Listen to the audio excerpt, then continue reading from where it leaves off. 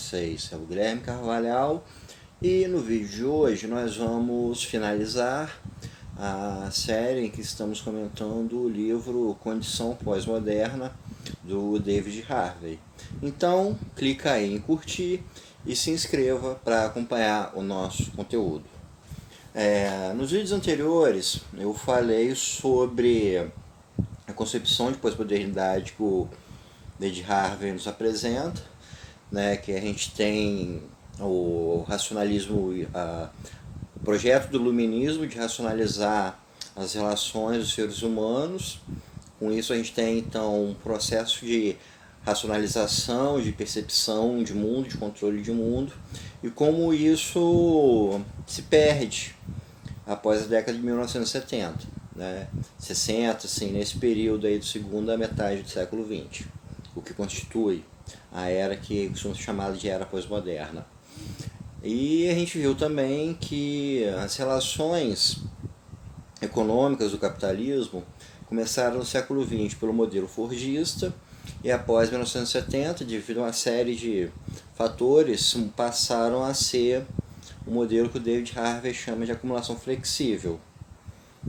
Esses são o primeiro e o segundo capítulo do livro. Vamos falar agora da terceira parte, que é a parte mais complexa, em que o David Harvey fala sobre a relação do ser humano com o espaço e com o tempo, que ele coloca como determinante para o surgimento dessa sociedade pós-moderna.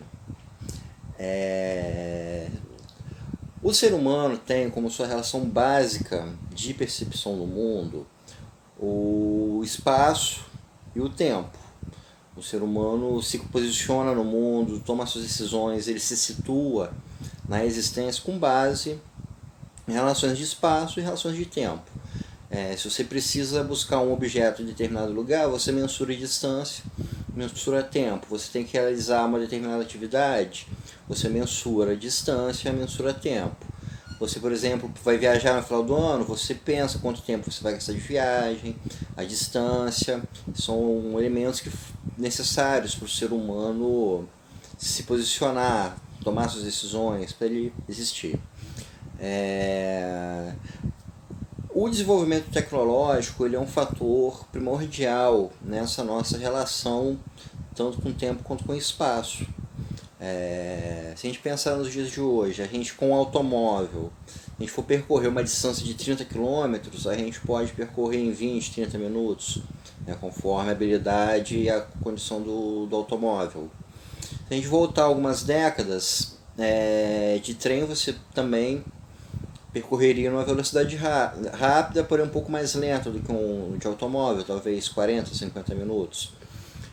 A cavalo já seria uma distância bem mais significativa. A demora, o tempo que se gastaria seria bem mais significativo.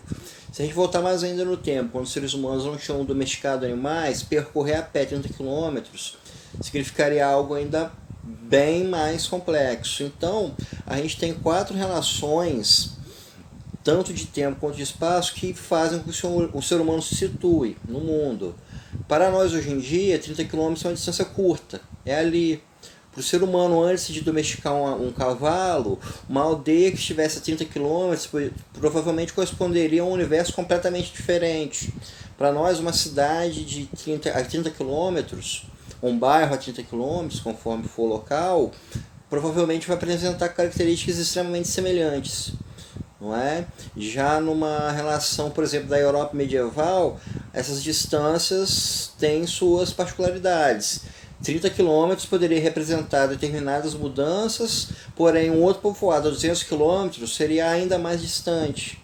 Então, o desenvolvimento tecnológico muda a nossa relação tanto com o tempo quanto com o espaço. E são relações que são extremamente cheias de subjetividades. Tanto é que conforme a era tecnológica, essa percepção muda. Por exemplo, uma viagem da Europa para a América no século XVI demorava meses. Hoje em dia a gente não consegue pensar, por exemplo, de você passar meses dentro de um mesmo local. Isso é equivalente a um período de reclusão, porque a nossa percepção de tempo é diferente. A gente não vê, por exemplo, que ficar meses num navio para chegar em algum lugar seja algo viável. Então, esse desenvolvimento tecnológico vai alterar a nossa percepção e isso vai ser ainda mais significativo logo após essa proposta iluminista de se racionalizar o mundo juntamente ao desenvolvimento do capitalismo.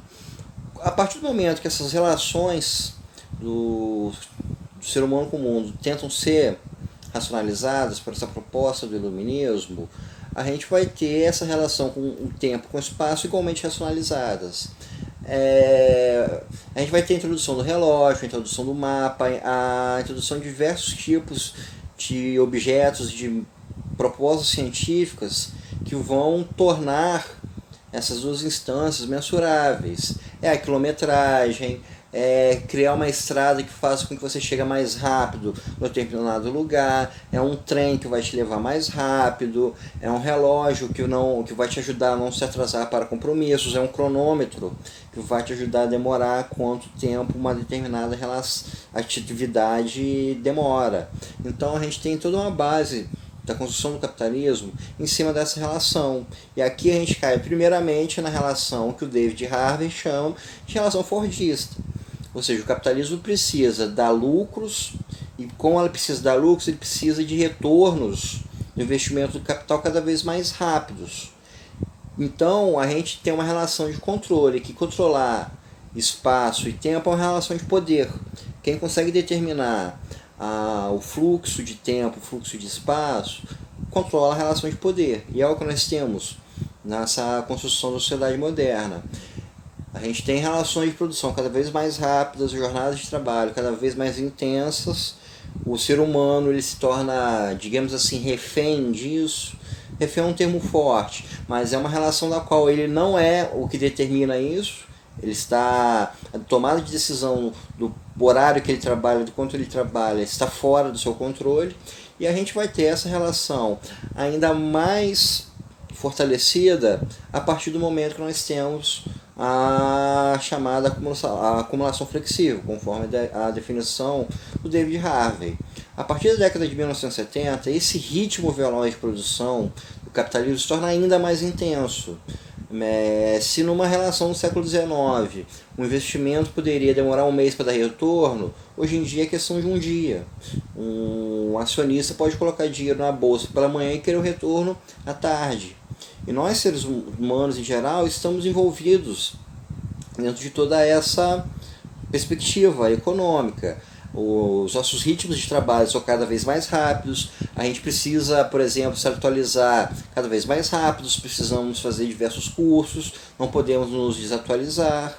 A nossa relação de consumo também se tornou muito mais acelerada, produtos saem de moda muito facilmente, se tornam obsoletos muito facilmente. A gente compra um celular, em 2 anos ele já está obsoleto, a gente tem que comprar outro, uma roupa ficar fora de moda. E toda a nossa relação de consumo ela se encontra igualmente veloz.